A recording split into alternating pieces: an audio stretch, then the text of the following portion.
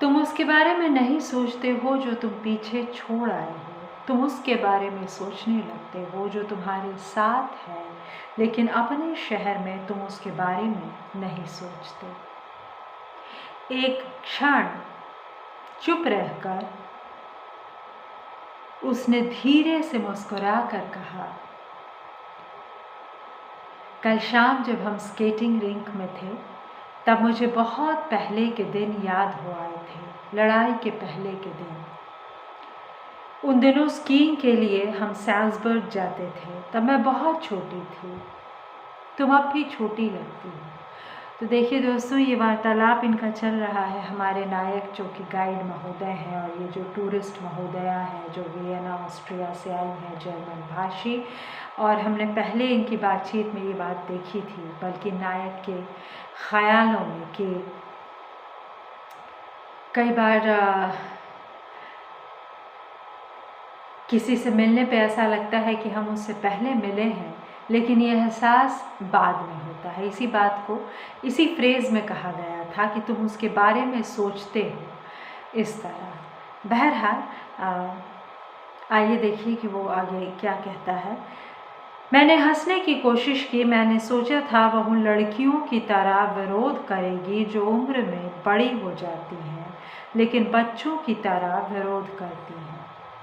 किंतु उसने ऐसा कुछ नहीं किया। वह गंभीर आँखों से मुझे देखती रही। हाँ, मैं सचमुच काफ़ी छोटी हूँ, अगर तुम लड़ाई के साल बीच में से निकाल दो, और वे सब साल जो बाद में आए थे। उसने हंसकर कहा, तब कुछ भी नहीं रह जाएगा। तुम उन दिनों वियना में ही थी। हचकी नहीं। शुरू में, बाद में उन्होंने हमें कोलोन भेज दिया। दोस्तों, ये कोलोन शहर मेरे लिए बड़ा ऐतिहासिक है। जिन जर्मन प्रोफेसर की वजह से मुझे देश निकाला हुआ, वो कोलोन से थे। अपना बीए उन्होंने कोलोन से ही किया था। तो ये मुझे याद आया, कोलोन शहर जाने की कभी मेरी बड़ी इच्छा है। कोलोन में मैंने उसकी ओर देखा। वह जर्मनी में था। वह हंसने लगी। वह अब भी वहाँ है। हमें वहाँ फैक्ट्री में काम करना पड़ता था। वह एक टेक्सटाइल फैक्ट्री थी, जर्मन सिपाहियों की यूनिफॉर्म बनाने के लिए। मैं जाक से पहली बार वहाँ मिली थी। वह चुप हो गई। बाहर रोशनी सूखने लगी थी। मॉनेस्ट्री की टूटी दीवार पर नंगी टहनियों की छाया झुक आई थी। मेन रोड पर कभी कभी ट्राम की घंटियों का स्वर सुनाई दे जाता था। रायना, क्या है? तुम अलग क्यों हो गई? उसने मेरी ओर देखा। मैं तुम्हारा मतलब नहीं समझी। तुमने कल कहा था कि तुम अलग रहती हो। मैंने यह कहा था। वह हंसने लगी। यह बिल्कुल ही सच नहीं है। हम अक्सर मिलते हैं शनिवार की शाम को, या कभी सड़क पर चलते हुए। एक शहर में रहने का यह फ़ायदा है, क्योंकि तुम किसी भी चीज़ को पूरी तरह खो नहीं सकते। वह फिर शुरू हो सकती है जैसे शुरू में हुई थी। मुझे यह चमत्कार सा लगता है। तुम ऐसा नहीं सोचते? शुरू होने के बाद? मैंने पूछा। नहीं, हाँ, एक तरह से। मुझे पक्का नहीं मालूम। जैसे बरसों बाद उस शहर में आना जहाँ तुम पहले आ चुके हो। मैं कल रात जब होटल से बाहर आई तब यही सोच रही थी। एक हल्का सा विषाद उसके स्वर में भर आया था। कुछ ऐसा जो हमसे बाहर है, लेकिन इतना बाहर नहीं कि हमें अकेला छोड़ दे। एक मध्यम सी आवाज़ हुई और हम चुप हो गए। परिंदों का एक झुंड सामने की डाल से ऊपर उड़ा था और उसके झटके से बर्फ का एक लोंदा दीवार पर छप से आ गिरा था। मीता भागता हुआ हमारे पास चला आया। क्या हुआ? उसने पूछा। कुछ नहीं, बर्फ गिरी थी, रायना ने कहा।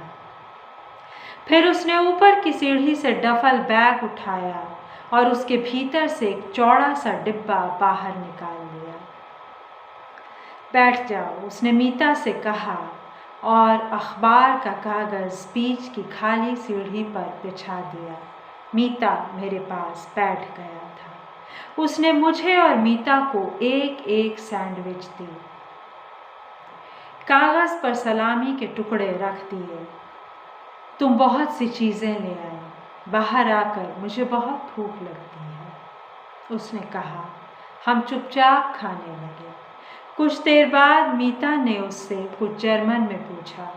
रायना ने मेरी ओर देखा और हंसने लगी। वह क्या पूछ रहा है? वह तुम्हारे बालों के बारे में जानना चाहता है।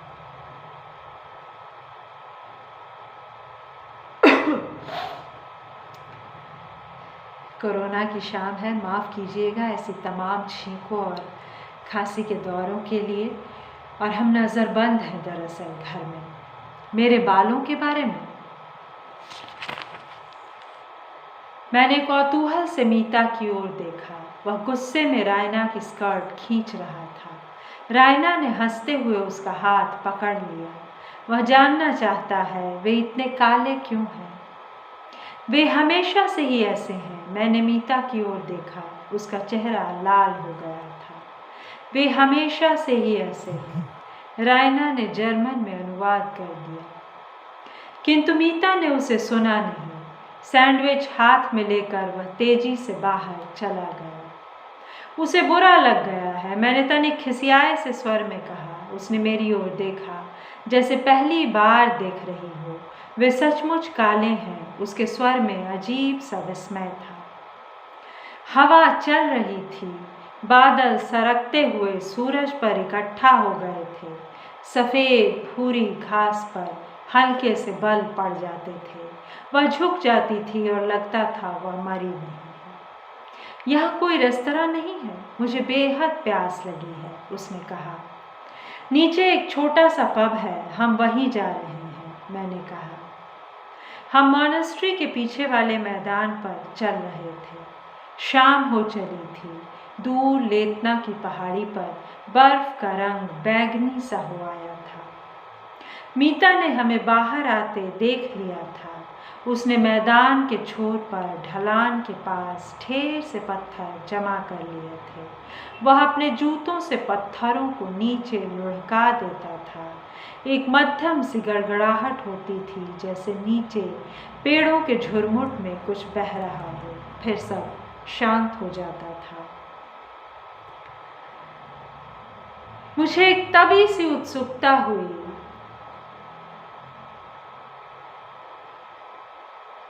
मैं चाहता था वह घटना अचानक हो। मैं उसके बारे में उसे पहले नहीं बताना चाहता था। जरा आगे आओ, मैंने कहा। वहाँ क्या है? उसने मेरी ओर देखा। कुछ नहीं, तुम कुछ देखोगी। वह मैदान के छोर तक चली आई। हवा का एक रेला आया और हमारी आंखें अनायास मुद गईं। उसने कसकर मेरा कंधा पकड़ लिया। कुछ देर तक हम कुछ नहीं देख सके। एक सफ़ेद सा पर्दा आर पार डोल जाता था। लगता था जैसे बहुत सी सीटियां एक साथ चारों ओर गूंज रही हैं। एक क्षण के लिए ही हवा ठहर गई, आंखें खुली। हम शहर के सबसे ऊपरी बिंदु पर खड़े थे। नीचे हमारे पैरों के नीचे प्राग फैला था। मुझे एक तभी सी सिसकी सुनाई दी, हवा में खींचती हुई, जैसे कोई बच्चा अचानक डर जाता है और तसल्ली होने पर रुकी हुई सांस छोड़ देता है। वह अपलक नीचे देख रही थी। नीचे समूचा शहर था। दिसंबर के नीरव आलोक में सिमटा हुआ। धूप में चमकती हुई ऊंची नीची छतें, पुल, गिरजों की सुई नुमा मीनारें और एक स्तब्ध सा कोलाहल जो एक ऊंचाई पर पहुंचकर तटस्थ सा हो जाता है। हम चुप खड़े रहे। लगा जैसे एक शब्द भी उस मायावी जादू को तोड़ देगा जो हवा, धूप और गिरजों की मीनारों ने अपने आस पास पुन लिया है, एक निर्वाक सा समूह है। वह लॉरेंतो चर्च है, कुछ देर बाद मैंने कहा। किधर? तुम कासल देख सकती हो? मैंने उस सफ़ेद लंबी इमारत की ओर संकेत किया जिसकी खिड़कियों पर शाम की धूप गिर रही थी। उससे जरा ऊपर वह मेरी उंगली की ओर देख रही थी। उसके परे पेड़ों का काला झुरमुट था। बीच में लॉरेंतो का गॉथिक टावर सिर उठाए खड़ा था। तुम पहचान सकती हो? वह चुपचाप देखती रही। मुझे हल्का सा भ्रम हुआ कि वह कुछ भी नहीं देख रही। इतनी दूर से मैंने नहीं देखा था, उसने कहा। वह ज़्यादा दूर नहीं है, यहाँ से दूर लगता है। मैंने कहा। हमें चीख कर बोलना पड़ता था। हवा शब्दों को बहा ले जाती थी। उसका स्कार्फ बार बार फड़फड़ाने लगता था। मेरा सिर चकरा रहा है। उसने मेरी ओर देखा। नीचे न देखो, मैंने कहा। हाथ पकड़कर मैंने उसे ढलान से पीछे की तरफ कर दिया। सुनो, वह जगह कहाँ है जहाँ हम कल गए थे? उसने धीरे से कहा। ठंड से उसके होंठ अधकुले से रह गए थे। वह पुल के नीचे है, यहाँ से दिखाई नहीं देती। मैंने उस ओर इशारा किया जहाँ कौदे का टापू था। स्केटिंग रिंक कहीं भी दिखाई नहीं देता था। अब वहाँ सिर्फ बर्फ की सफ़ेदी थी, जैसे शहर के बीच एक छोटा सा बादल लेटा हो। उसके इर्द गिर्द एक छीनी सी धुंध घिराई थी। तुम कुछ सुन सकती हो? मैंने उसकी ओर देखा।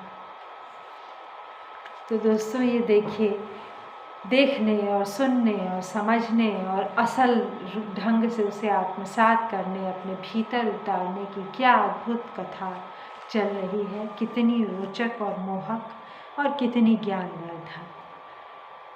आशा करें कि हम भी प्राग जाएंगे एक दिन और ये सब देखेंगे, है ना। लेकिन फ़िलहाल जो हम पढ़ रहे हैं, कितना समृद्ध करने वाला साहित्य और कितना समृद्ध साहित्य है। खुद सुनने के लिए धन्यवाद दोस्तों।